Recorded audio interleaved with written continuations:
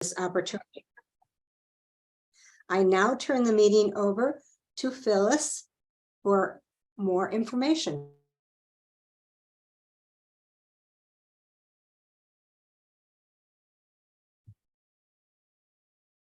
Phyllis, you're muted.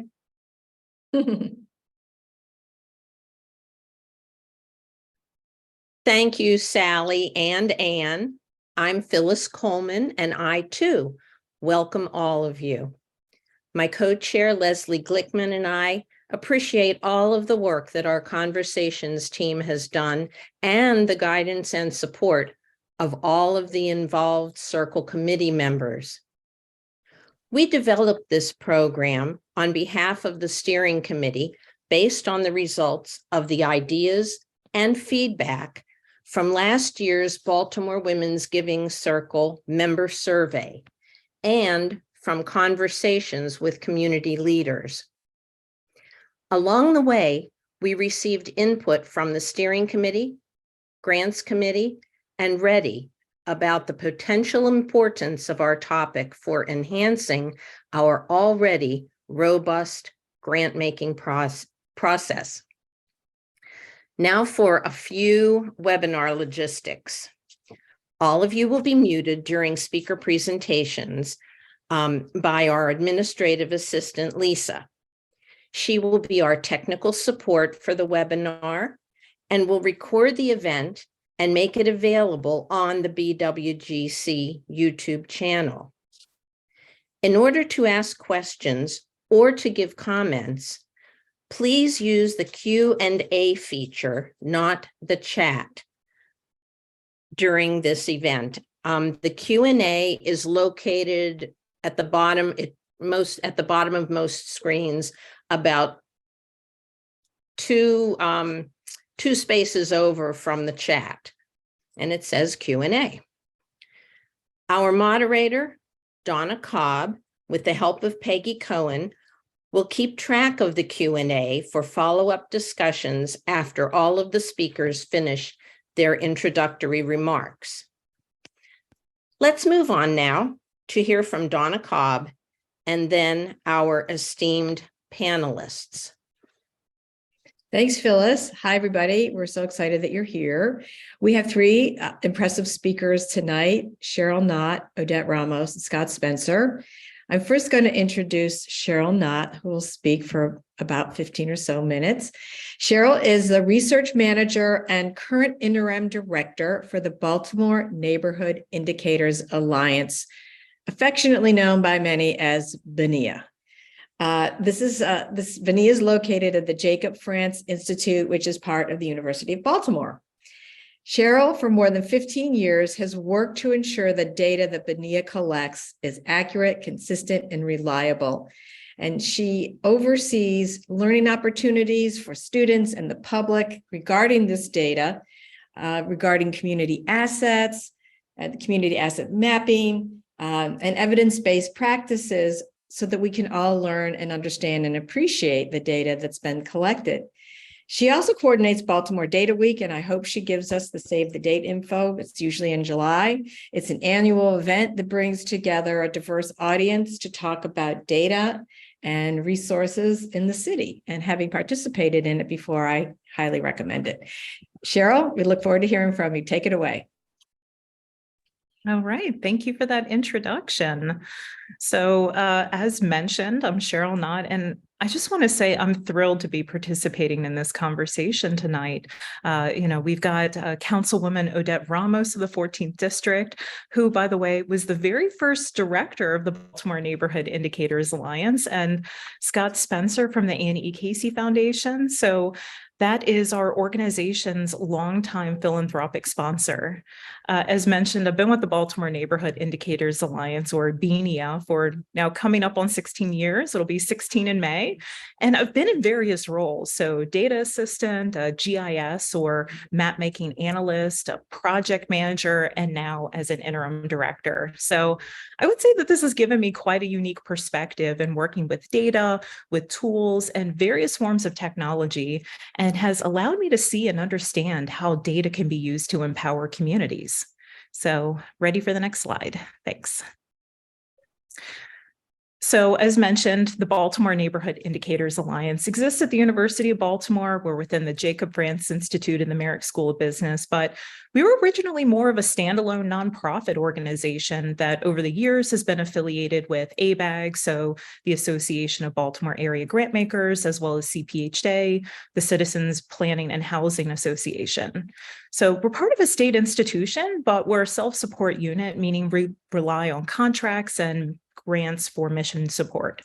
Our organization was created by stakeholders to be a one-stop shop for data indicators, but also the resources to ensure that data is being used to measure progress towards goals and advocate for a better quality of life in every neighborhood. We maintain relationships with many data creating agencies and organizations within Baltimore, in Maryland, and we also use federal census data products and proprietary sources of data. We look at a broad range of information covering many topic areas, and all of this data is longitudinal in nature. So meaning we have many years of data in our repository. We can not only see data variations across communities in Baltimore, but across time, and understand from kind of an ecological perspective how everything's connected. While we're very well known for making data open and accessible, we're also focused on this idea of data democratization. So data about Baltimore should be open to all residents and folks that are interested, and data should be understandable as well. So one of my priorities is really in communicating how data can be actionable for neighborhoods. So you can't have successful actions without really knowing the ins and outs of data and information of who's collecting it, how, why, and how it can all be used. Next slide, please. BNIA's focus is on building and sharing out what are known as community indicators. So community indicators can be thought of as standalone measures or statistics that measure a specific facet of a community, such as crime, unemployment rate, income, life expectancy. And when you start looking at multiple statistics and think about the interplay, the relationships, you're going to start having a more comprehensive understanding of the complex challenges and also the opportunities that neighborhoods might be facing. So I mentioned that we're a collector of data across time, and looking at these statistics beyond a single year can provide a sense of trend and directionality. So is crime improving in a neighborhood? Are more people being connected to job opportunities? These indicators can be used for setting goals towards these things and tracking the progress on the way there. And so if you're able to identify things in your community that you'd like to change, indicators can let you know if you're moving in the right direction. Next slide, please. We spend a lot of time thinking about these indicators, and we try to work with communities as much as we can to figure out their priorities. And so in determining whether or not something is suitable as an indicator, we try to consider all of these factors. So can it accurately measure progress over time? Is it relatable to an entire community? Because you don't want anything that's too specific to an individual program or initiative unless it's implemented citywide. And can leveraging assets and resources influence the indicator? Can you easily communicate the data to someone, and so forth? So we want to make sure that any indicators that we as an organization track for the city's communities are comparable. And when we're unable to build out indicators ourselves, we try and share out what that process can look like so that communities can be responsible for their own data ownership and data evaluation rather than coming necessarily to a group like BNIA. Next slide, please. So we present all the data sets that we collect from our sources, and we pull them into an annual project called Vital Signs. So Vital Signs is both a narrative report, but it's also a series of data sets and web tools to help us understand community health and well-being. We're currently in the process of analyzing data through 2021 for Baltimore's neighborhoods, which we'll be publishing out in the next couple of months. We look at indicators across 8 different topic areas. So in our census demographics chapter, we look at population metrics, including race, ethnicity, age, income ranges, family poverty, Our health chapter allows us to track various birth measures like teen birth rate, access to prenatal care. On the other spectrum, we have data on mortality, life expectancy that we get from the health department. We've done things like tracked elevated blood leads in children and have partnered with researchers such as the Johns Hopkins Center for a Livable Future to try to understand the food environment in Baltimore. Our housing and community development section includes analytics on housing markets, including home sales, vacancy, foreclosures, code violations, and more. We analyze crime data, including violent and property crimes, as well as specific types of 911 calls to the police, even locations of streetlight outages. Moving along, we analyze labor force participation, locations of business by type, access to the internet. We look at library card membership from Enoch Pratt, and we also even get data from the Baltimore Office of Promotion in the Arts to look at locations of public art installations. Our longstanding relationship with city schools enables us to analyze student-based data on their home address, and that allows us to see patterns in things like chronic absenteeism, test performance, graduation rates, and so forth. And then lastly, in our sustainability chapter, we kind of look at how people move around the city. So things like public transportation utilization, cleaning and greening, tree plantings, and civic participation. So specifically, voter registration and voter participation. So again, as I'm sure you just heard, we're very comprehensive, and we try to work with communities on their own definitions of quality of life. So hopefully one of these many indicators that we track can be useful for folks. Next slide, please. So all of that said, we're able to point to one indicator as kind of being the ultimate measure of a community's health and well-being, and that is population change. So are people moving in or out of their community? So back in August 2021, the Census Bureau released its 2020 population figures, and we found that Baltimore decreased in population for the 7th decade in a row. So from 2010 to 2020, the population loss for Baltimore was 5.7%. We are the only East Coast city that lost population. And just up the road in Philadelphia, they went in the opposite direction and they gained more than 5% of their population over the last decade. And so this data reveals that for the most part, cities and metro areas were really big winners in terms of population gain. And actually it was counties with less than 50,000 residents that ended up losing on average about 2% of their population. Next slide. So this map illustrates the cities in the US with populations of more than 400,000 residents in 2010. And we can see that cities in the South, the West, the Midwest, Pacific Northwest, Northeast, all experienced population gains. And it was really only 3 major cities in the US that lost population aside from Baltimore. So Detroit, Memphis, and Milwaukee. Next slide. So that said, we know that population change isn't spatially consistent across Baltimore. So this map on the slide at left, I created back when this data was starting to come out to really highlight the variations in Baltimore's communities. And so those areas that are shaded red, orange, and yellow all lost population over the past decade. The light blue areas generally held relatively steady, and the dark blue areas gained in population. So we can see some spatial patterns in this map of, just looking at the colors. And these patterns aren't too unfamiliar to us if you've ever looked at some of BINIA's maps that also show things like income, race, ethnicity, crime, unemployment, and so forth.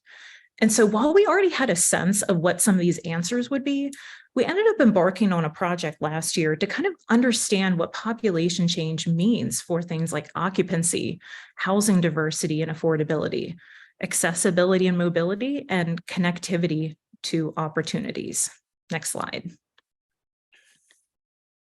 So, I think we might have jumped ahead a couple of slides. So we'll get to this one in a moment. There we go. Thank you. So the Baltimore Community Change Project last year enabled us to describe patterns that we're referring to as enduring divergence. So we ended up comparing population change going back to 2000 as well, and along with some of our other measures.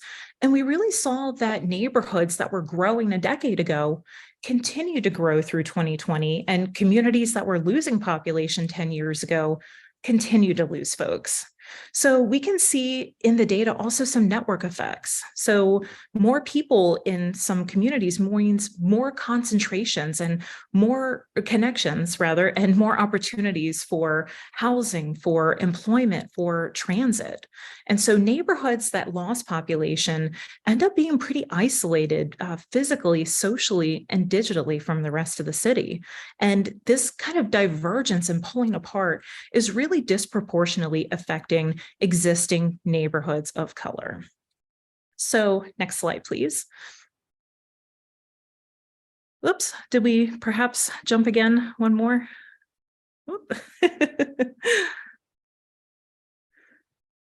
Oh, no, we're actually fine. Thank you. So it kind of leads us to this question of, so how can we turn the tide in communities and slow population loss in neighborhoods and support existing residents? And so investments in the community might actually be an answer here. So on these two maps, we have our familiar population change, so that red to blue underneath, but these two maps are overlaid with data that describes different types of investments. So on the map on the left, the white squares indicate per capita capital improvement program, or CIP, allocations that have been made by Baltimore City. And so a couple of years ago, Benia worked for the Department of Department of Planning to help calculate ways that we can measure investment at the community level. And so for the larger squares, those correspond to larger investments, and they're kind of scattered across Baltimore. And we conducted an equity analysis and found that the city's allocations are in fact happening in an equitable manner and going to communities that can really benefit greatly from some of these public investments. Conversely, on the right, this is a map of major development projects in Baltimore since 2016. And so on this map, these larger dots indicate, again, larger investments. So this is just total number of projects by location. And so we can see a lot of investments are happening in an area that's kind of spatially known as the White L. So this is the part of the city that runs down south from like York and Greenmount and I-83, and then across the water from downtown to Canton. So this is that, as we can see on this underlying data reference here, it's an area that's experienced stability and population growth over the past 2 decades. And so it's kind of not surprising where there's new construction and new projects, there's going to be people moving in. However, we do not necessarily see an influence per se of, for instance, public spending necessarily leading to some private investments. So this kind of, to me, indicates an opportunity perhaps for the philanthropic community to work with neighborhoods, figure out ways to really support some of the community wants and needs, and work towards building diverse internal investments and also finding ways of building and supporting external investments. So ready for that final slide. So, you know, I can kind of talk at great length about some of the findings that we've come out from our community change project, from our vital signs report, but I want to make sure that I have this opportunity to share out our website and really encourage folks to stay connected with us either on social media. So we're on Facebook, we're on Twitter, we're on Instagram, LinkedIn, and our account is BNIA JFI. And on our website, we have lots of data, we have reports, and these are geared towards a variety of audiences. So folks who might just want to read some summaries and understand what we're seeing in our communities. Or, you know, if you're a data geek, you can download data tables and all sorts of other resources to really get a grasp on the actual numbers and play around with them. And so one of the other things that I must make sure that I absolutely mention is that we are hosting our annual Baltimore Data Week event. So we have been doing this event since 2010. It is a virtual and in-person opportunity in July. So you can go onto our website, bniajfi.org, sign up for our mailing list, and learn about when registration will be opening up. So Baltimore Data Week, it's a free conference. We've held it since 2010, as I mentioned, and it's an opportunity to bring together both novice and advanced data users. We have people from different backgrounds, so folks that are coming to us from local state government agencies, some community activists, residents, researchers, students, just all coming together in one place, in one space, virtually and online, to learn about all sorts of different data pieces and resources. So please try not to take a vacation during the week of July 17th so that you can participate. Thank you. Thanks, Cheryl. That was really terrific. And I do really encourage folks to look at the BNIA Community Change Report. It is very readable and just tons of great data there. So thank you. I know we're going to have questions for you. Next up, I'm honored and excited to introduce Councilwoman Odette Ramos, whom I've known for a long time. She is the City Council representative for District 14, my old district. She's the first Hispanic person elected to any office in Baltimore City. She was elected in 2020 to represent, as I said, District 14. So that's up Charles Village, Waverly, and that section of the city. One thing I think I know about her, that's that in her bio, that I think she knocked on like 14,000 doors or something when she was running for a million. I'm sorry. And she advocates for affordable housing and eliminating vacant and abandoned properties. And to that effect, she has passed some really important legislation that I think you'll probably hear about tonight to help advance that agenda. For example, the Baltimore Affordable Housing Trust Fund ballot initiative and numerous other pieces of legislation, including the in-rem foreclosure process, all of which are designed to address vacant properties in Baltimore City and to protect homeowners from predatory tax sales. Councilwoman Ramos was named an honorable mention in the Baltimore Sun's 2020 Best Politician category. So it's great to have you. We're honored you're here. We look forward to hearing your remarks, and we're going to save questions for the end, and we hope you can stay. Thank you so much for that great introduction. It's wonderful to see you, Donna. And thank you all for inviting me this evening. I'm grateful for the opportunity, and I'm really grateful for everything that all of you have been doing for our city.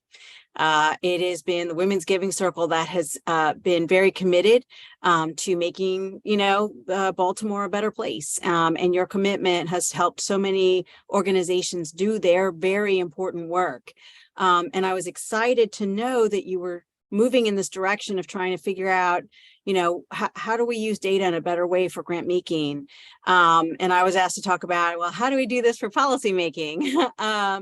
And I'm also very proud of where BNIA has been and is going.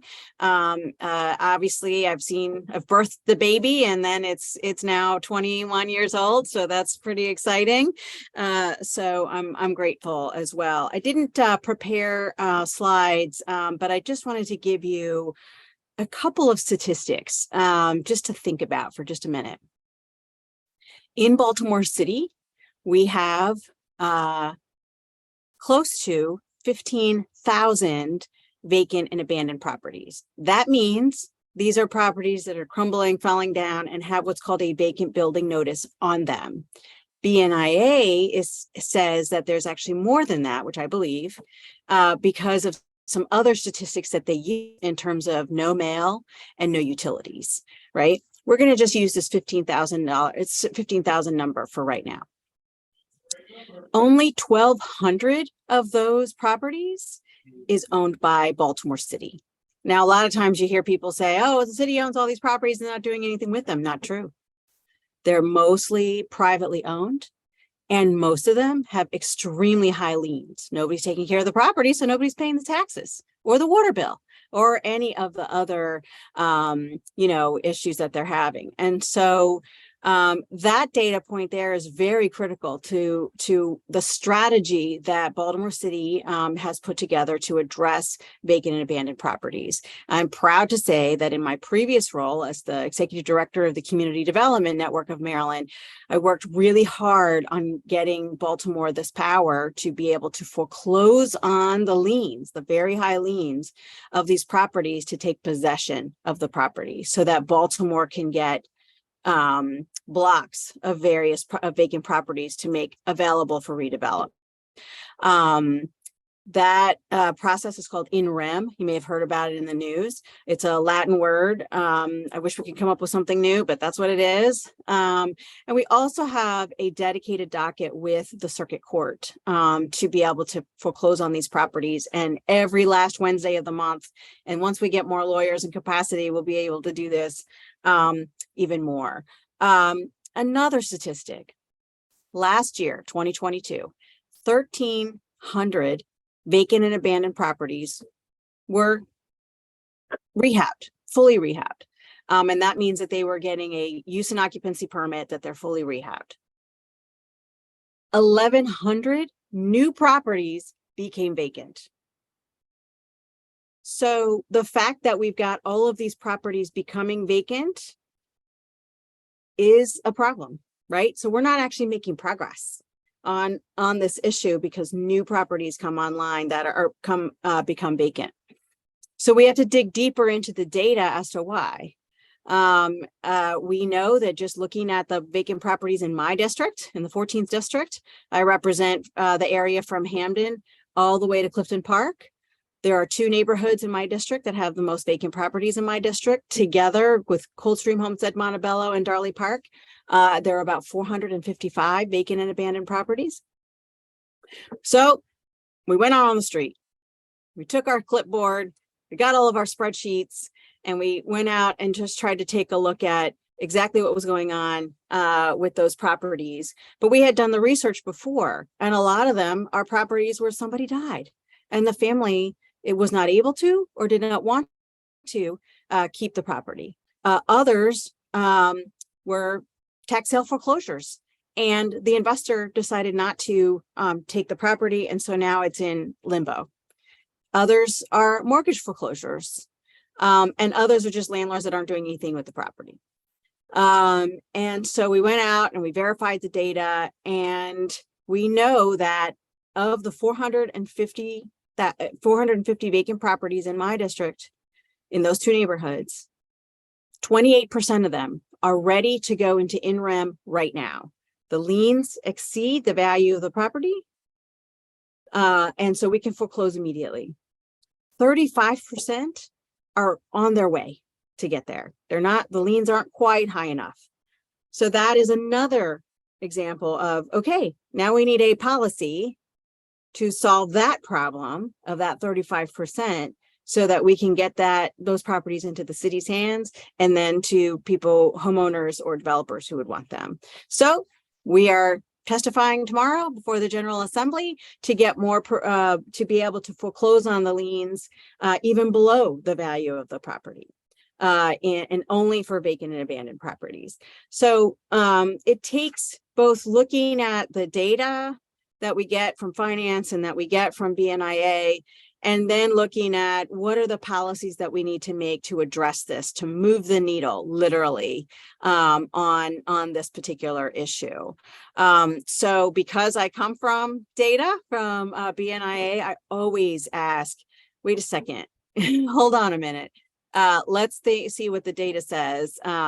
And if I can't get the data from somebody, I have to go and get it. So I asked finance for the information. They gave it to me and we were able to do the analysis.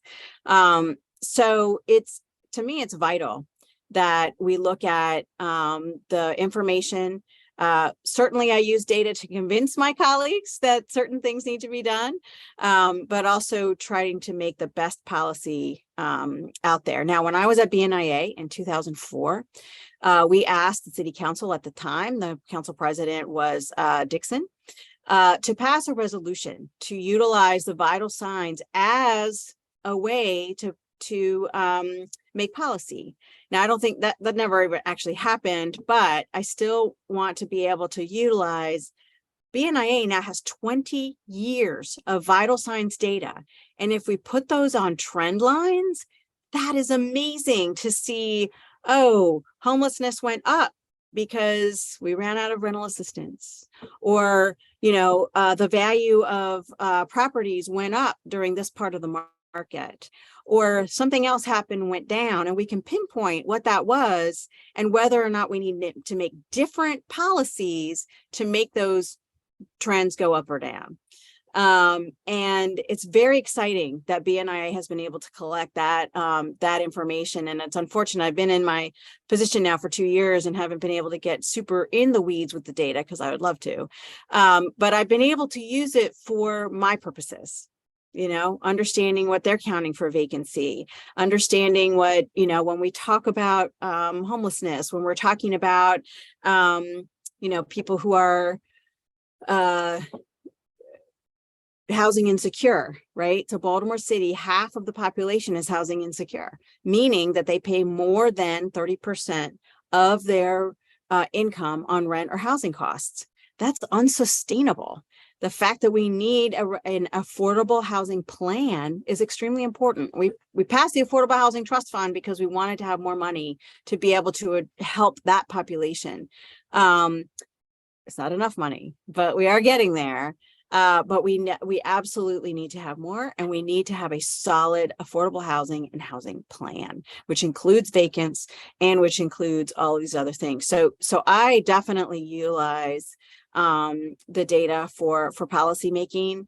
And I think, I did have a statistics professor in graduate school who said, when in doubt, manipulate the data. And so there is a little bit of, wait, I'm going to use this point to make this point. But you do want to and I would say that in grant making, depending on what the Women's Giving Circle is interested in funding, obviously we want to help people. That's very important. But also think about the long term. I mean, I think addressing vacant properties is actually connected, and we have maps of it, and BNIA has this as well. It's connected to our violent crime. If you look at where the vacant properties are in the city, it is where our murders are happening. And we know that there are people who are, I don't know about you, but I just got an Amber Alert. So I think everybody's distracted on their phones. Excuse me. But sort of looking at the long term, because a lot of times we look at, what can we do today that will make a small difference? And I think that's important, but we have to look at the long term to say, this is what we want eventually. We want to reduce vacant and abandoned properties and eliminate them, not by demolition, because there's a whole thing about, vacant lots that then we have to deal with. But why do we need to do that? We want to reduce crime. We want to make sure people have good housing. We know that Live Baltimore has done a study that says people actually want to live in Baltimore. We do not have enough inventory. So let's make that inventory for them by addressing the vacant property crisis, right? We don't even want to erase our histories by demolition. But looking at that long term, and then what are the steps to it? We need to have this in-rem work being done. That was the first step. Next step, I'm introducing in a couple of weeks a land bank to really accelerate the work of acquisition disposition in Baltimore City. The next step is, the next step and the next step. And so maybe sometimes I'm not been a grant maker, but sometimes in grant making, looking at what is the ultimate goal here? What does that trend line show us to get to that ultimate goal? And then what are the investments that we're going to need to make along the way? And organizing is part of that. Organizing is actually hard to quantify. I know Cheryl has tried it. I have tried it, but organizing is one of the key pieces to neighborhood change. And it is very difficult to quantify. But I was an organizer before I became a And many of you might remember the Neighborhood Congress in the late 90s. And that was a huge organizing effort because they were organizers hired by community development organizations in the city. And we came up with a neighborhoods agenda for that election that year. And so that's the tough part, right? Sometimes there are things that are very hard to quantify, but you know that they are one of the major steps along the way to get to the ultimate goal. And that's just through reading the literature about organizing. I'm sure Scott can talk about that as well, because he has been an investor in that work. And so it's a matter of figuring out what's that ultimate goal you're looking for. Not just today saying, we want to do one thing and then next year we want to do something. What is that ultimate goal that the Women's Giving Circle is interested in? And then what are the steps that you're going to invest in to get to that goal? And it's all about the data. Let's look at the data first and see where that leads us. And there's, again, sources. I'm just so happy that BNIA is around and doing well. And really, I think making us ask the tough questions, particularly around population growth and where our population was and where it isn't, and how do we change that? You're familiar with the black butterfly and the white L, and how do we, change those dynamics? And so I think, utilizing BNIA and other sources, but you've got to think about, or we all have to think about, I think about it all the time. What is that ultimate goal for Baltimore? And what is the role that we're going to play? And what are the statistics that we're going to use to make sure to measure how we are doing and how our investment is going? And not everything is going to be, correlated, but certainly will have a major difference. So I'm grateful to have been here today and to be here today. The BGE hearing is still going on, so I may leave a little early to go check out the end of it. That is a whole nother issue I could talk about all day about. But I'm just so grateful for everything all of you are doing for our city, and truly making a huge difference. And I'm so grateful to be a part of this. I know I've spoken before the Women's Giving Circle on some other housing issues, and happy to come back because I think, to me, housing is the basis for what we need to do to improve Baltimore. I mean, if you don't have a stable home, the trauma of not having a stable home is definitely there. And let me just tell you, in the work with young men who are on the corners washing windows, in the work with addressing, violent crime, when we really think about it and we really talk to the residents who are addressing it, their top issue is stable housing. They can't get a job without stable housing. They live next to a vacant property that's ruining the rest of their, their own property. It is the basis for everything in my mind. So, when young people walk next to vacant properties on their way to school, the cortisol goes up. This is science. This is data. The cortisol in their brain goes up, and that causes more stress for the young person and blocks learning. It's a fact. And so, to me, all of this is very much related. And housing is the basis for it. And so that is how I'm driven. That's why I ran for office, is to be able to make more of a difference in this work. We're making slow progress. It's not great progress. We're making slow progress. But we're certainly getting there. So I'm grateful for all of your work in Baltimore, and happy to take any questions. Thank you. Thank you so much, Councilman. I keep saying Councilman, Councilwoman Ramos. Thank you so much. We're going to go to speak with, hear from Scott for a little bit, and then take questions from everybody, for all of you. So thank you so much for being here on a busy night. We really appreciate it. So now I'm going to introduce Scott Spencer, tell you a little bit about Mr. Spencer. He is the Associate Director for Local Policy at the Annie E. Casey Foundation. He leads the foundation's work in advancing community-focused policies, practices, and strategies, all with the goal of increasing opportunities for children and families in the places where they live. And before that, he's been at Annie Casey for a while. He managed their investment in East Baltimore, where the foundation has worked to strengthen communities and economic development in a historically low-income neighborhood next door to the Hopkins medical campuses. Prior to that, he was a transportation specialist at the Environmental Defense Fund with a focus on state level smart growth policies and commuter choice. And so I'm happy to, and we're thankful for him being here tonight. Mr. Spencer, the floor is yours. Thanks so much. And thanks for having us at this inaugural webinar. We didn't know that until about 5 minutes before, so it's quite an honor to be here with you tonight. So I'm going to try to, in my 15 minutes, give you a little bit of background, just a little bit of background on sort of Casey's work around data, but I'm going to try to encapsulate 3 stories about data and the way you can use it, manipulate it, consider it, and maybe even apply it in the grant making going forward. So first with Casey, you know, sort of our values. If you were ever to hear our president, Lisa Hamilton, speak, she would mention that data is in our DNA. Sort of the history of the foundation, you know, being founded by the founder of UPS, you know, and logistics is data, is all about data. And for over 30 years, the foundation has invested in the Kids Count network and the Kids Count data book that comes out every year that catalogs child and family well-being and is really used as a tool by communities and by advocates to really accelerate policy change in those places. We also believe that data is a tool of empowerment, and that a good measure of our success is whether communities have their own data and are able to advocate for themselves. You know, data, and I think Councilwoman Ramos, in the early days of BENIA and in presentations I've heard before, it really democratizes access to information and tools and expertise. It's about accountability. Data is also about equity.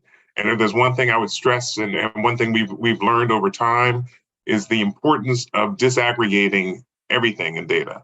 You cannot just blanket one population or you know, and say all people of Asian descent are this, or all people of African American descent are that. But it's really helpful to disaggregate the data, and so you can actually excavate the true kernels of what's going on in a community. And with community, that means that place matters. And whether it's a particular donor or grantor's issue, is education, housing, or safety, these things all interact together in the neighborhood and neighborhoods that have their own history and identity.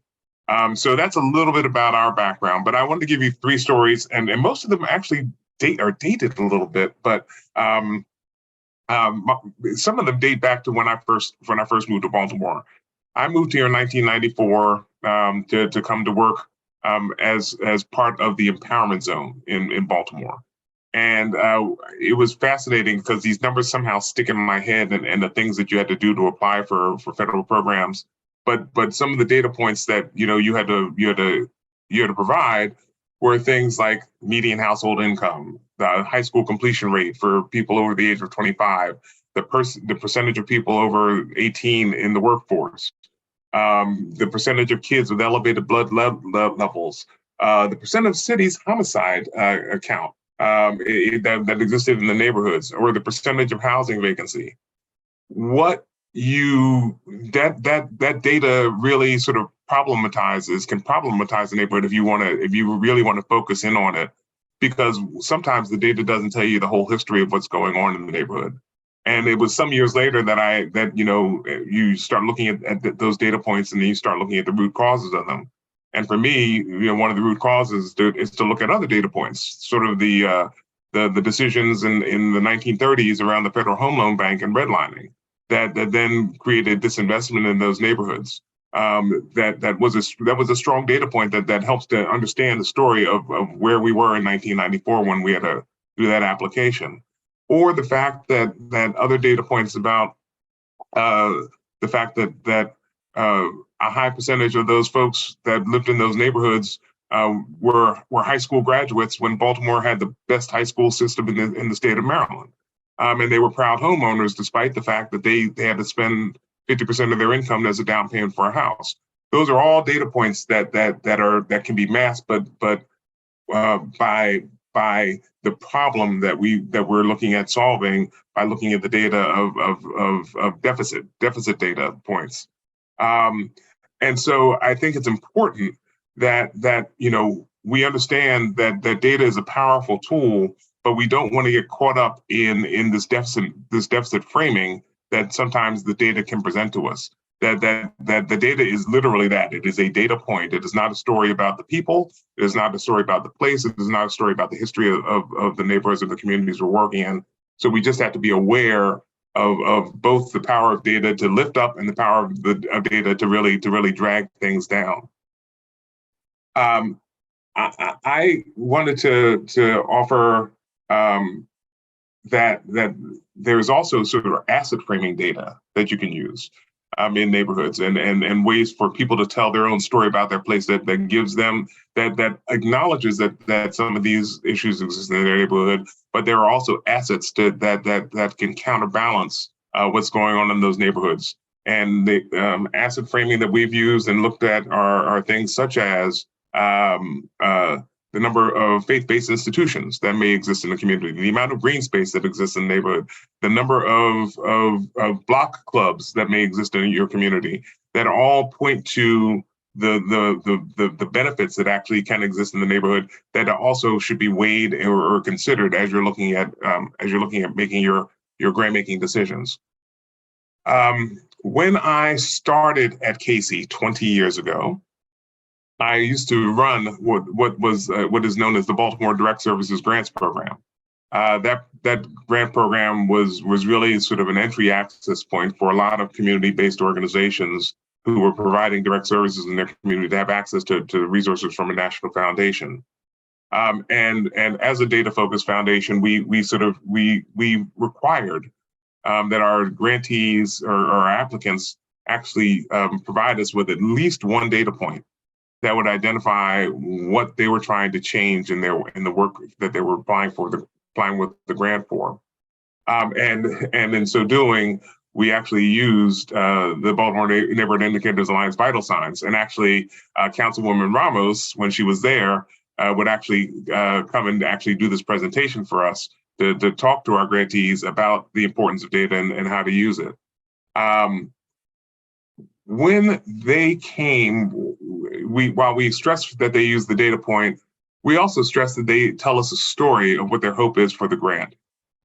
So we wanted to encourage their use of the data point, particularly because of the growing importance of metrics in philanthropy, the movement of metrics in philanthropy. And we wanted to provide them with the tool and the understanding how to use that tool to tell their story, to give an underlying sort of understanding of the tools of the trade. But we also wanted them to be able to investigate vital signs for their own ability to advocate for change in their community. I was very strong in helping people, helping people to understand that having access to that information was one of the best ways to make arguments for their change in their neighborhoods with their elected officials.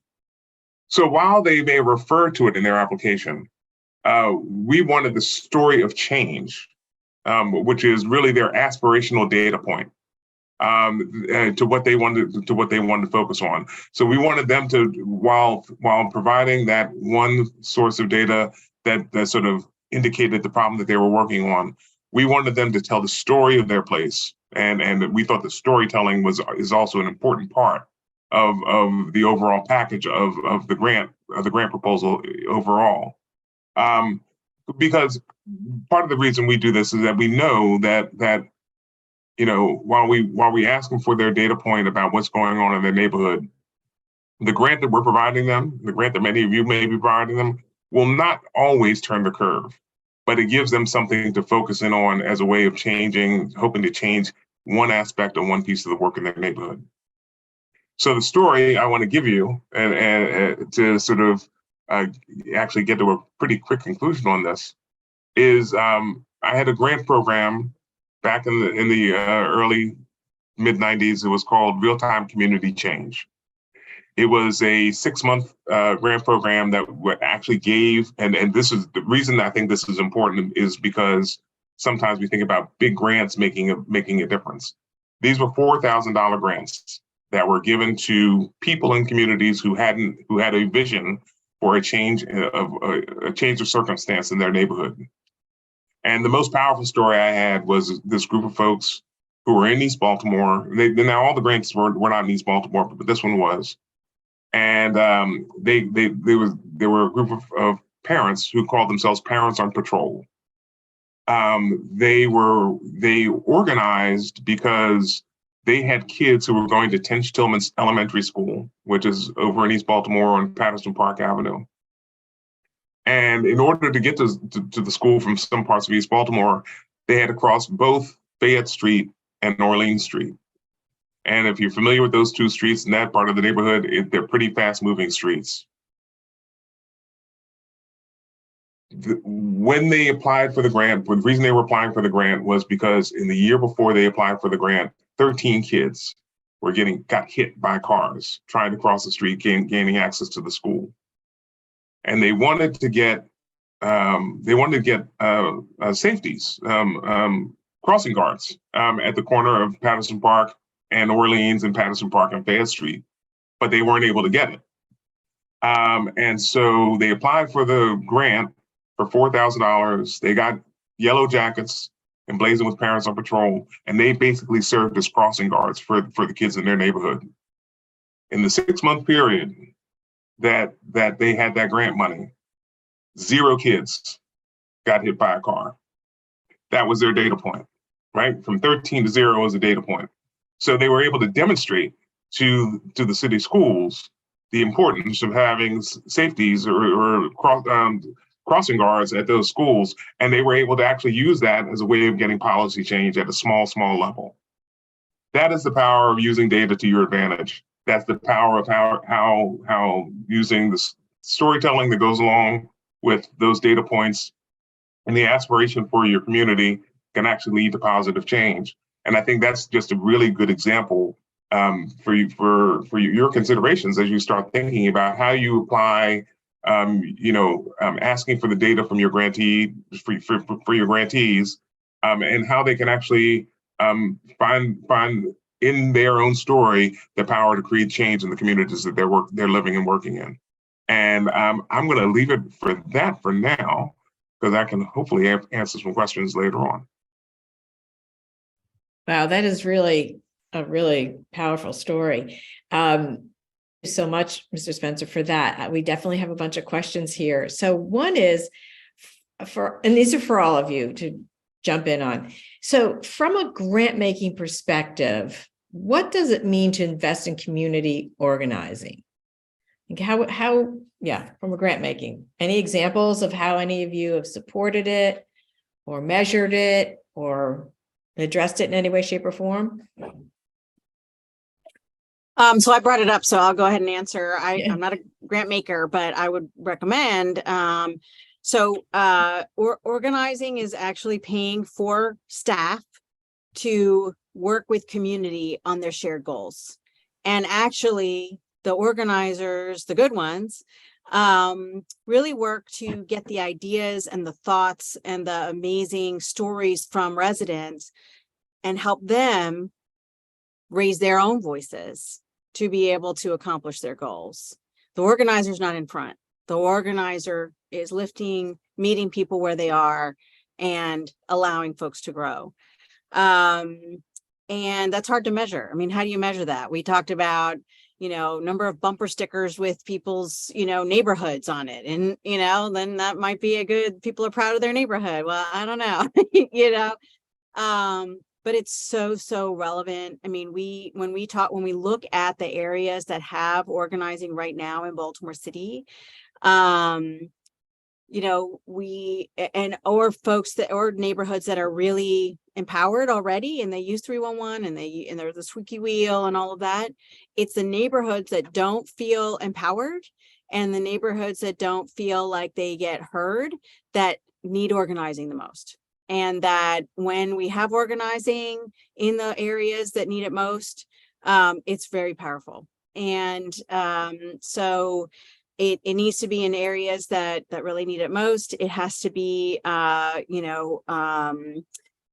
really in tune with what the community wants. We talk about, for instance, let's just take Sandtown, Winchester, right? There have been some organizing efforts there. There's been a lot of capital and other investment there, and it still hasn't taken hold. I think it's because we don't have actually good organizing there, and that we need to move forward on bringing people together, working together, and letting folks know that They have a voice. Now, in my work, I have to be intentional. I don't get the 311 calls from Darley Park and Coldstream Homestead Montebello. They don't trust government. So I have to be there. I have to be there physically. I have to be at their door. I have to do that. And that's what I do because I'm an organizer. I meet people where they are. Not everybody does that. And so having a way to be able to, lift voices is important. How do you measure it? Honestly, it's hard. What you measure is actually the end result based on what you got before. So it is staff. It is multi-year funding, Right. multi-year staff. I think So- we've had some organizations who have tried to hire Vista volunteers as organizers, and those are only 1 year, and you can't build trust that way. You can't build trust that way. So it's a difficult situation, but one that's very necessary. So if a community that wasn't organized wanted to do it and do it right, is there a place where they can go where to learn how to do it? Well, CPHA in its heyday was the place, the Right. Citizens Planning and Housing Organization Association. Now they are working on building up again. They have just hired an executive director, and they are working to organize around my inclusionary housing bill. And they used to do trainings, and they used to do a lot of work in that regard. I think they tried to grow too quickly and start to go regional and then lost focus in Baltimore Right. City. And so, and there were some other issues there, but the fact that they're coming back and that we're trying to, they're trying to get involved in community, I think is a good thing. But it is true. That is one big thing that is lacking Yeah. right now in our city. Here's another question. Has the turnover in city government, due to corruption and election changes and other things, is that, do you see that affecting any of the data on Baltimore in any way, shape, or form? I mean, clearly it's been a tough time for Baltimore in that respect, but I'm just wondering if the data reflects it. Any thoughts there? Cheryl, maybe? Are you there, Cheryl? Yes, I am here. No, I'm thinking, yeah, because Oh, that's sorry. no, it's all good. You guys can't see the gears turning in my head. Yeah, I mean, that is definitely kind of a tough question to answer because, I'm sitting here trying to think, how, how can you sometimes measure some of these pieces here? And I mean, it's not something that's really obvious, apparent in a lot of the data that we collect about neighborhoods, but obviously decisions that get made in the city have effects on communities, have effects on policies. And so, it's sometimes like a little bit of an echo that we might be able to find in data, but I'm actually not sure how to really answer that. Right. I Yeah. think if you look at voter data, okay, so voter data is complicated, but you can come up with some general thoughts about that, right? I mean, there's access to voting. So when we did mail-in voting where we got a ballot automatically and it was super easy, we had huge high voter turnout, which scared people all over the city because Baltimore had this great high turnout. So the governor then, Hogan, changed how they were doing it and said, you got to request your ballot first, and made it harder for people. So once you make voting harder, then it's actually an effort to go vote, right? So if people don't trust government, they're not going to vote. Right? Right. So our voting is super low. Yeah, It's our very turnout low. was like 37% or something in the last election. in Yep. Baltimore. And that is, I think, indicative of the distrust in government. Absolutely. Is there a parallel organization to Benia in Baltimore County or any of the other counties Mhm. collecting this kind of data? So there really isn't. And so we get posed this question pretty often of, okay, great, you've got the Baltimore City vital signs. Where's the Baltimore County? Where's the Anne Arundel? Where's the Hartford County? And so that is something where, we know obviously that, life doesn't stop out, these indicators don't stop outside the city limits. And we know that there are a lot of regional impacts, a lot of regional nuance that I think that the data, if we had it, would really show us. And so we have kind of put together a few proposals. We've had some meetings with folks in Baltimore County to really see if this would be something that we could accomplish. And I will say that we could probably do something like a vital signs with probably about a third of the data. So we receive a lot of data and information, particularly around demographics, from a product called the American Community Survey. Right. So this is something that's administered nationwide. It's data that is freely available from the Census Bureau that we would be able to analyze and prepare for Baltimore County, for instance. However, really the benefit of BINIA and really one of its strengths is that we now have over 20 years of relationships with various agencies and entities in Baltimore City. So as I'm sure Odette might be able to speak on, it's sometimes difficult of really building out the trust, because sometimes if you're relatively new to somebody and, the stranger comes and says, hey, give me your data, I would like to open it up. There's this moment where we really have to, make our case of why having a data intermediary, an organization that is able to take data sets and analyze them and synthesize them in a way that makes them accessible to community members, to researchers, to activists. And so there's a little bit of hand-holding, trust building, relationship building that has to happen. And so that's really something that would be required in order for us to do something like, produce crime statistics, to produce the same level of housing data, because that's the other piece. We would want to make sure that if it's us as an organization that's doing it or another similar organization, that the data is comparable, that we're able to look at these data measures, these indicators, using some of the same types of sources, similar methodologies, so that we really truly are able to cross boundaries in and out of Baltimore City and really have an accurate, replicable way of understanding how the Baltimore metro area really works. So we are very happy to figure out ways of, expanding the data presence, because this is such important information that we have heard over and over again from so many folks over the years. And, we're very pro data access and, pro increasing data literacy and making sure that everyone has access to information and they know how to use it. So I did look at a lot of the findings in the BINIA Community Change Report. So here's the question for all of you. I'm going to ask if you want to weigh in on predictions here. So in the last month, we've heard about a $3.9 million grant to COPN to expand broadband in West Baltimore, a $2 million grant to study eliminating the highway to nowhere. We have in-rem legislation that makes it easier for the city to acquire homes, and we are going to soon have a new quasi-government special purpose entity to address vacant housing, and hopefully a land bank. Councilwoman's bill passes, which I hope it does. What would you care to make any comment on how that might change the quality of life in Baltimore, given all this good news? Anybody? Jump in.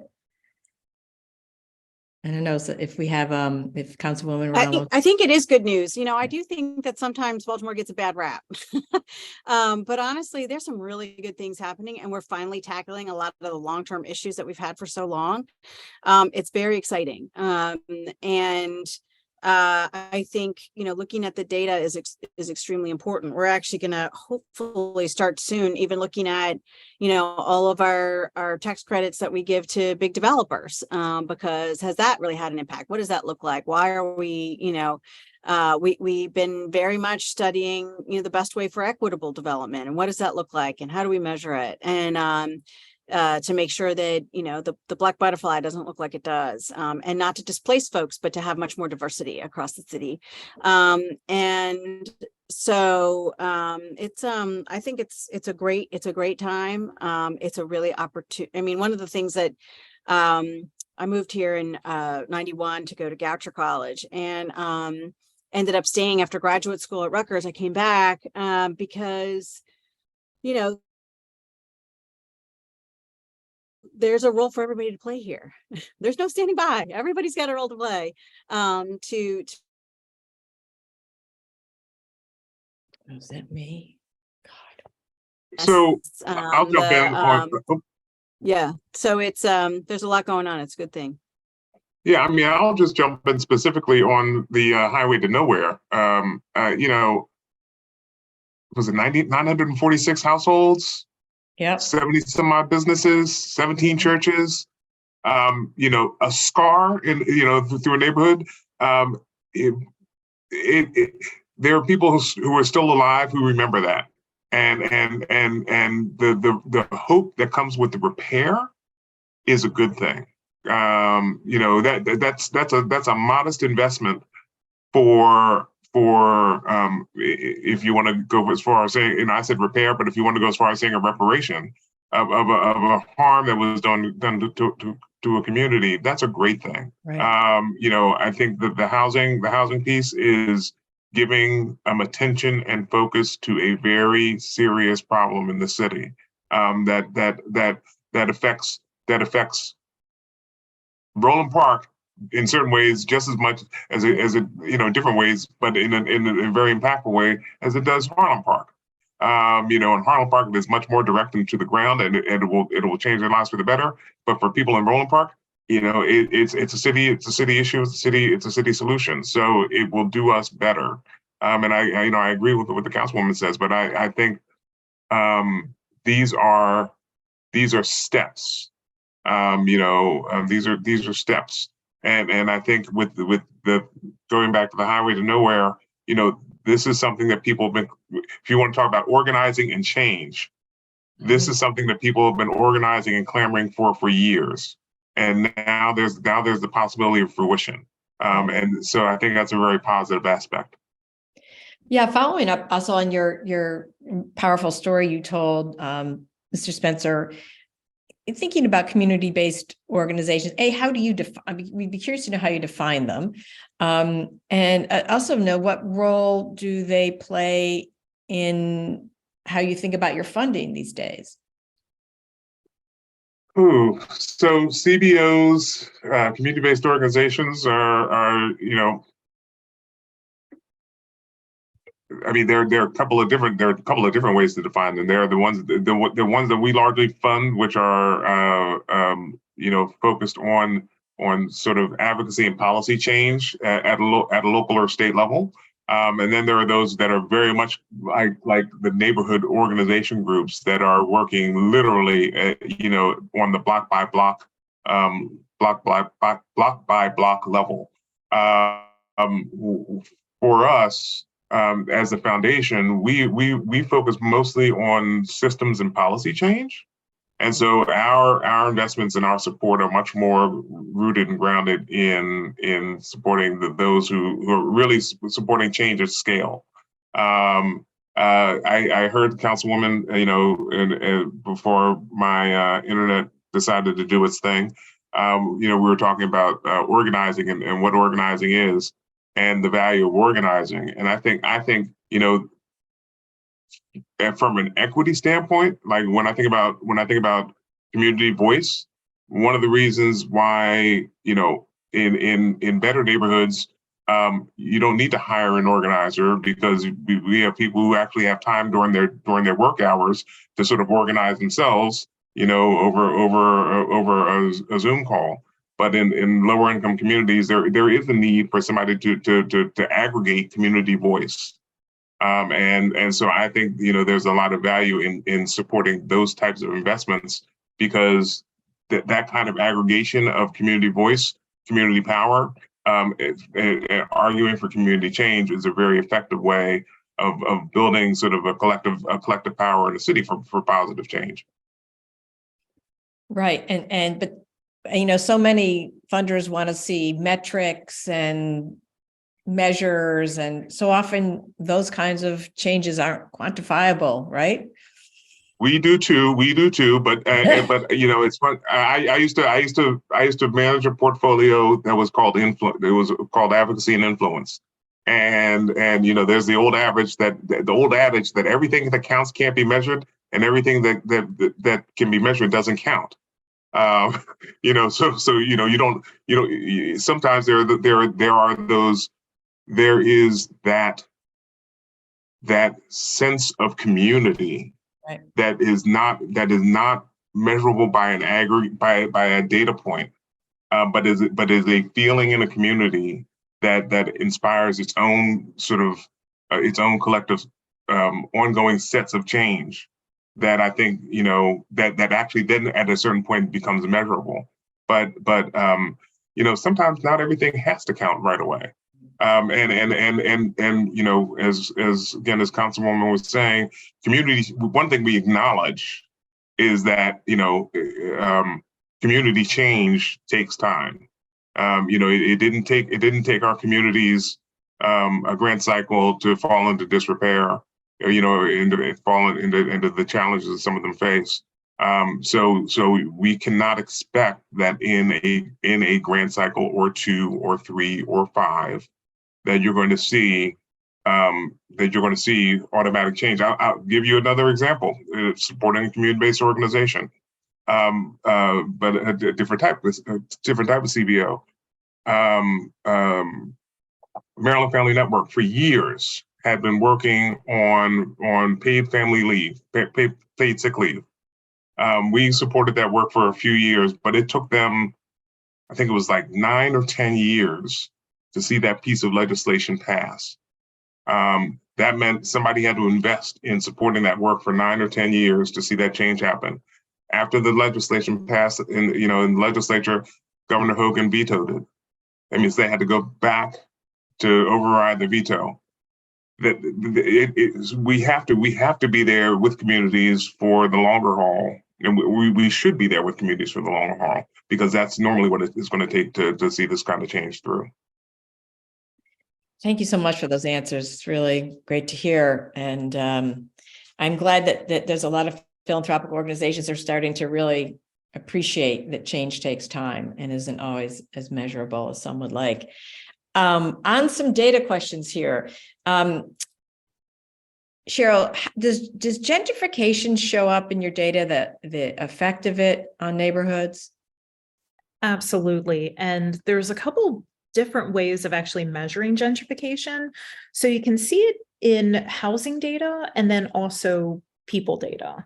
So in terms of the housing data, we can see, and this is also the case for the people data too, see changes over time, okay? And so that's very specifically thinking about change. And so when we see things like increases in home sale values, that is something that, you know, we kind of, you know, keep an eye on.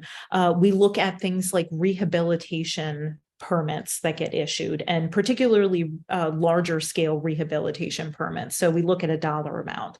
So looking at those changes over time of measuring the housing market, measuring activity in homes, and then in terms of population, there's a lot of research that indicates that you can look at things like race, ethnicity changes.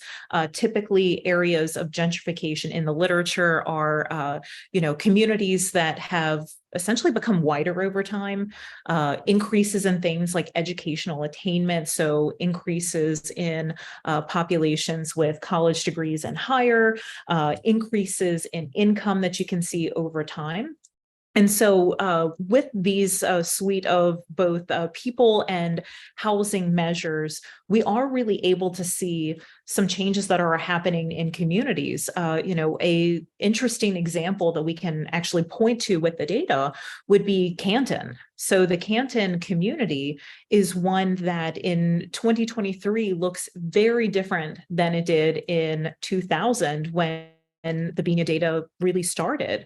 You know, there was this period where it almost felt like it snuck up on us, but we had realized that Canton had truly become one of the communities in Baltimore that had, one of the highest, if not the highest, median household income, and also the highest sale prices, really rivaling, areas of Baltimore like Guilford, North Baltimore, that for a very long time had the highest indicators, values there. So that's definitely something that we can see, and you're really not going to notice some of these changes that are happening in neighborhoods if you're not really keeping a close eye on the trend lines like we are, and are able to just keep an eye on some of these movements in our neighborhoods.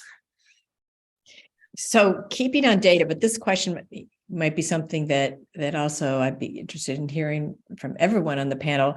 So one person wants to know whether BNIA's data has ever or has at all focused on children in childcare. In foster care. The ripple effects of that are huge, and it's an important population to look at. Followed up by a question of whether BNIA's ever looked at the overlap with adverse childhood experiences. Yeah, so in regards to the first question about children in foster care, that's a data set that's been on our wish list for years, and it's a nut we've never been able to crack. So we've gone through various processes to request data, providing justification. We've gone through IRB, so Institutional Review Board processes. We really want to make sure that we're able to get data that enables us to have some understandings beyond just the city limits. So we want to make sure that we can understand some of the neighborhood variations in the young child population that is in foster care. And we've never gotten approval to receive that data. So if anyone has any leads, please let me know. But unfortunately, we don't have data on that population. And we certainly know that children that are in foster care are experiencing a very, very different sort of life and environment at home that really I think needs to be kind of, as Scott was talking about earlier, this is like a great opportunity to kind of disaggregate data and really learn more about some of the challenges, but then opportunities to provide to children and young people. The other question was about children in experiencing adverse life experiences. I mean, that's another really sensitive topic.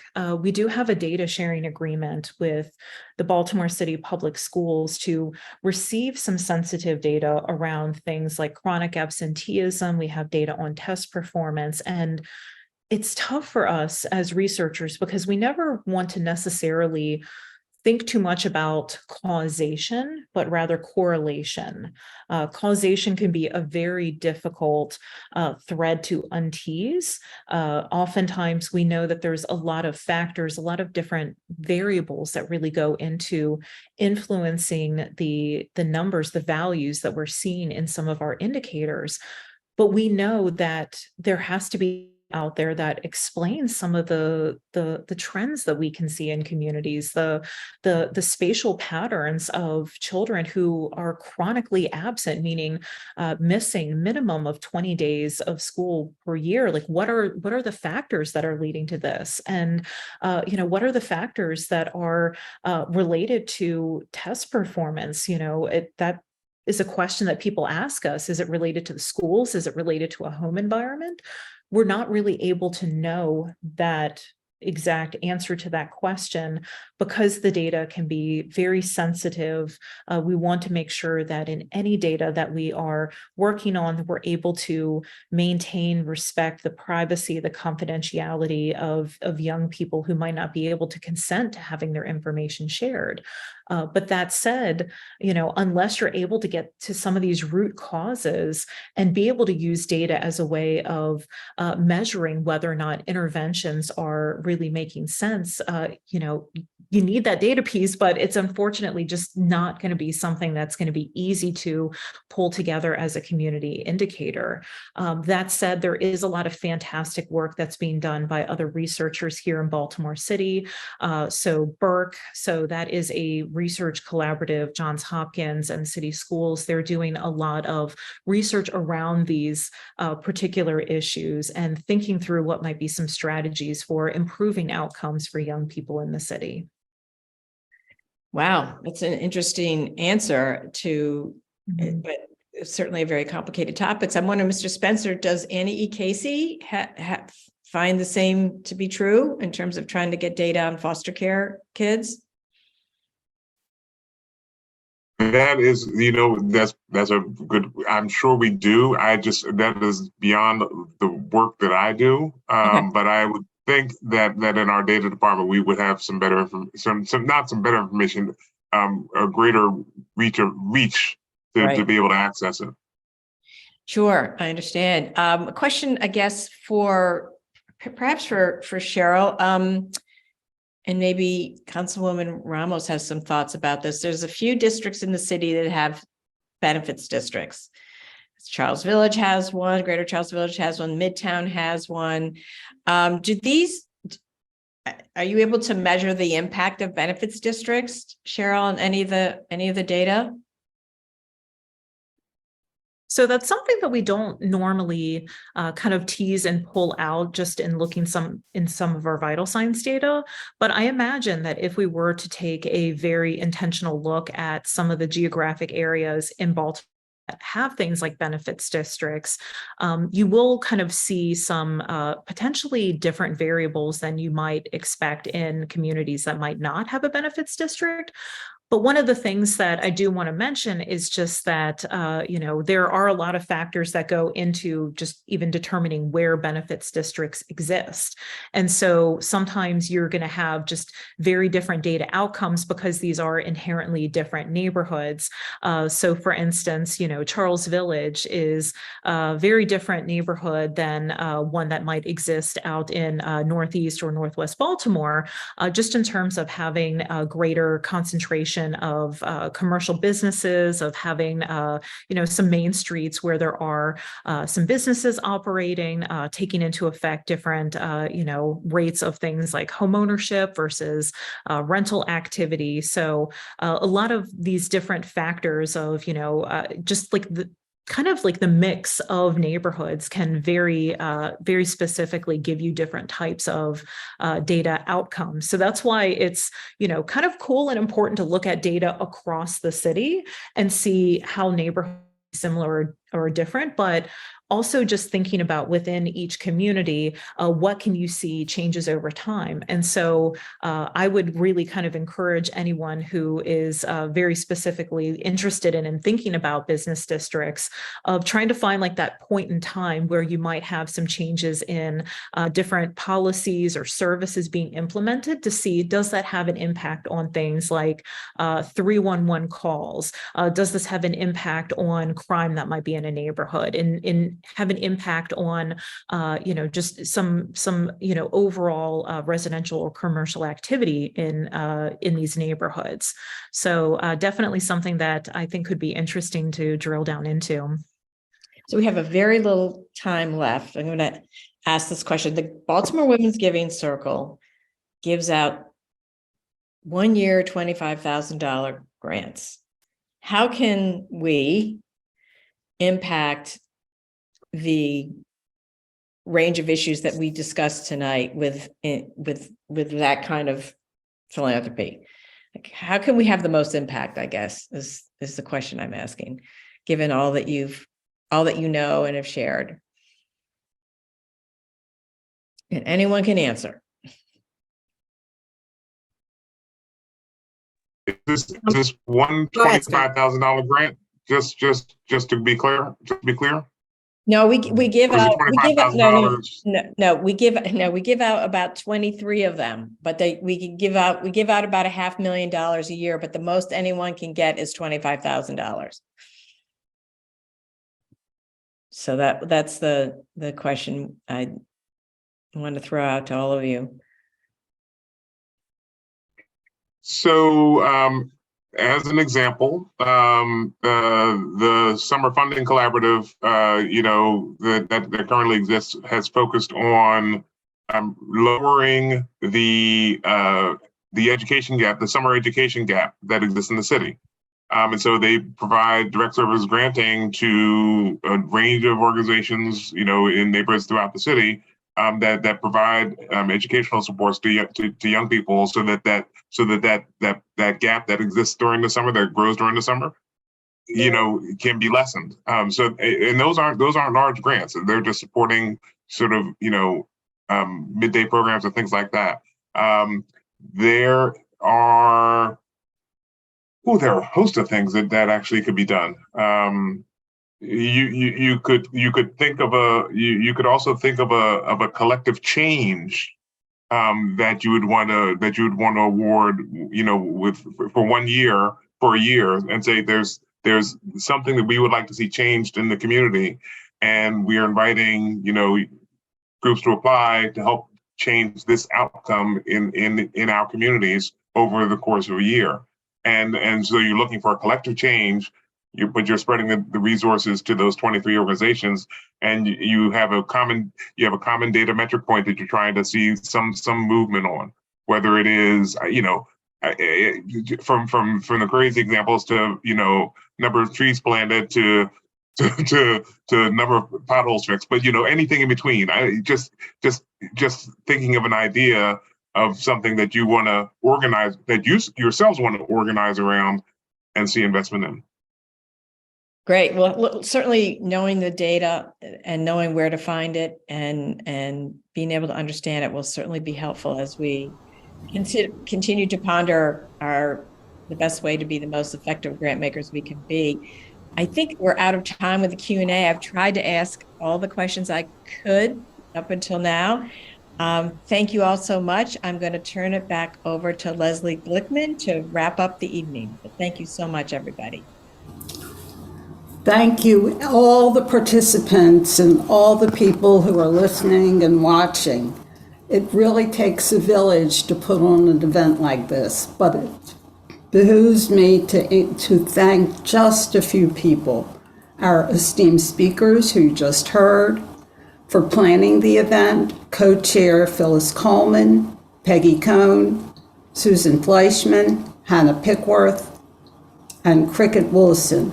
And of course, for our leadership input, Ann Daniels and Sally Ward.